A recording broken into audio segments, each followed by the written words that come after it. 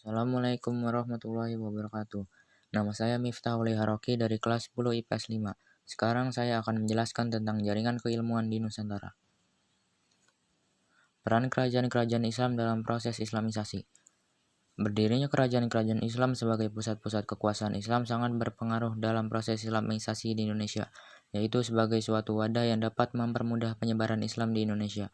Ketika kekuasaan politik Islam semakin kokoh dan munculnya kerajaan-kerajaan Islam, pendidikan semakin memperoleh perhatian.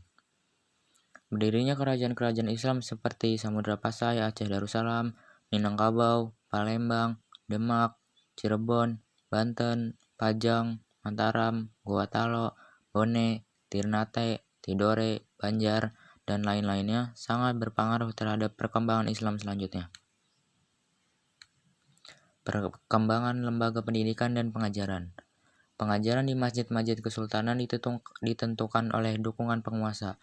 Sultan bukan hanya mendanai kegiatan-kegiatan masjid, tetapi juga mendatangkan para ulama bukan hanya dari Timur Tengah, tetapi dari kalangan ulama pribumi juga.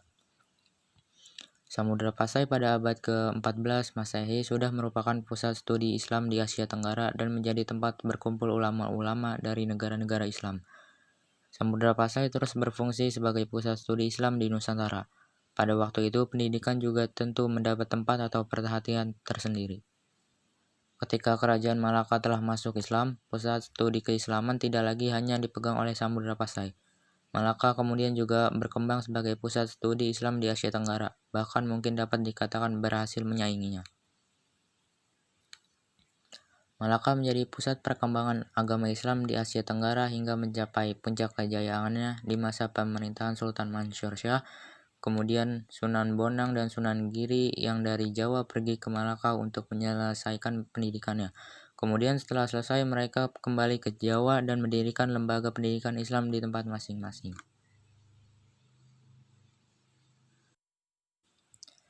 Hubungan antara kerajaan Islam Samudra Pasai, Malaka, dan Aceh Darussalam sangat bermakna dalam bidang budaya dan keagamaan. Ketiganya tersohor dengan sebutan Serambi Mekah dan menjadi pusat pendidikan dan pengajaran agama Islam di Indonesia. Peran ulama di Nusantara. Sultan Iskandar Muda adalah raja yang sangat memperhatikan perkembangan pendidikan dan pengajaran agama Islam. Ia mendirikan Masjid Raya Baitur Rahman dan memanggil Hamzah Al-Fanzuri dan Syamsuddin As-Sumatarani sebagai penasihat. Syekh Yusuf Al-Makassari, ulama dari Kesultanan Goa di Sulawesi Selatan, pernah menuntut ilmu di Aceh Darussalam sebelum melanjutkan ke Mekah. Melalui pengajaran Abdul Rauf As-Singkili, telah muncul ulama Minangkabau Syekh Burhanuddin Ulakan yang terkenal sebagai pelopor pendidikan Islam di Minangkabau, dan Syekh Abdul Muhyi Al-Garuti yang berjasa menyebarkan pendidikan Islam di Jawa Barat. Fungsi kerajaan di Nusantara.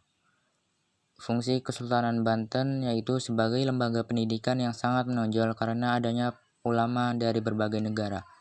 Fungsi Kesultanan Palembang yaitu sebagai pusat sastra dan ilmu agama. Banyak ilmuwan asal Palembang yang produktif menghasilkan karya-karya ilmiah seperti ilmu tauhid, ilmu kalam, tasawuf, tarekat, tarikh, dan Al-Quran. Hal yang mempercepat proses pendidikan dan pengajaran Islam yaitu menggunakan bahasa Arab dan bahasa Melayu sebagai bahasa pemersatu atau lingua franca. Sekian video pembelajaran dari saya. Bila ada salah kata, mohon maaf. Jangan lupa like, komen, dan subscribe. Terima kasih. Wassalamualaikum warahmatullahi wabarakatuh.